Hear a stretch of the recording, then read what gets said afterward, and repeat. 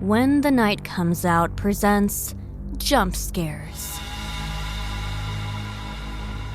Today's bite-sized horror is entitled The Pack, written by Bryan W. Alaspa, narrated and produced by Allie James.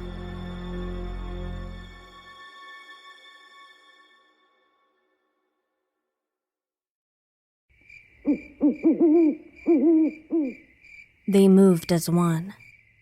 In front was their leader, sniffing the air, the ground, and the trees around them. They moved fast, away from the carcasses of the deer that they had eaten. All around them, the trees and the flora and fauna seemed alive and reaching for them. They felt weird, to say the least, the drugs inside the deer carcass working their way through their bodies, affecting their brains. They did not know this, of course. They just knew that they had eaten. Their bodies were full of meat, and the smell of blood filled their nose. Something was driving them on. They felt it. They felt it as one. In fact, they felt a lot of things as one. The deer. It was all about the deer. They had been finding the carcasses as of late, left behind, discarded. Humans had a tendency to do such strange things.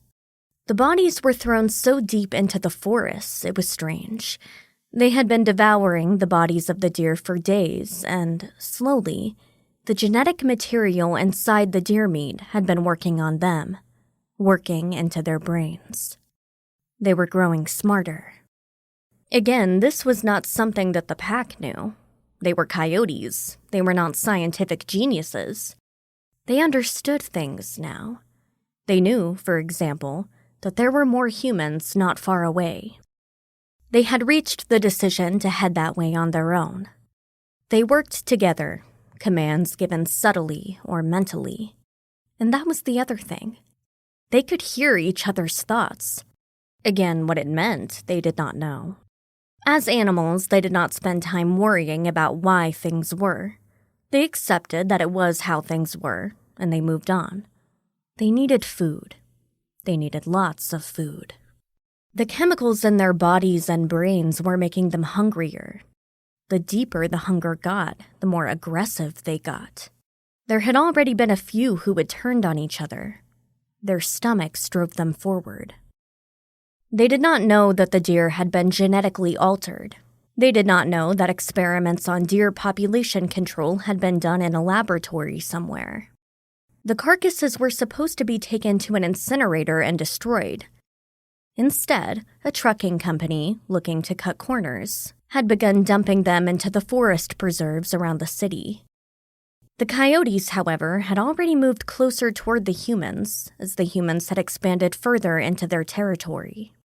Already, there had been stories of coyotes attacking small pets and animals and posing threats against small children. There had even been stories about coyotes living in downtown Chicago, running down the busy avenues and streets late at night. None, however, had been anything like this pack. Ahead of them was a subdivision, a collection of townhomes with one road in and out and connected to the rest of the world by a main, busy road. Surrounding that subdivision was nothing but forest.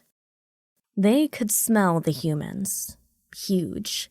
They were big, filled with meat and blood. Normally, they shied away from the humans. The humans feared them and hated them and shot at them and tried to poison them.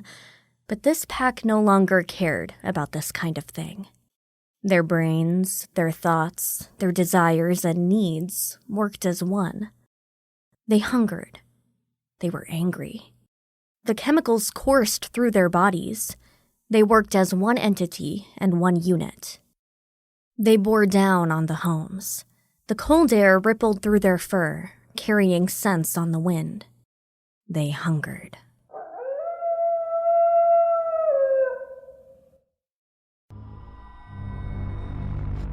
Thanks for listening to When the Night Comes Out, Jump Scares. Be sure to like, share, and review. You can binge our first 2 seasons of full-length stories now. Until next time, try to stay safe when the night comes out.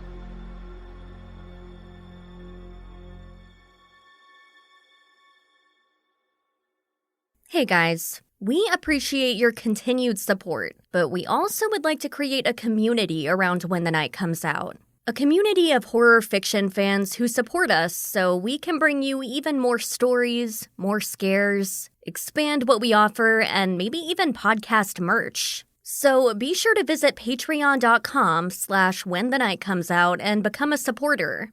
Every amount helps. We'll see you next time, when the night comes out.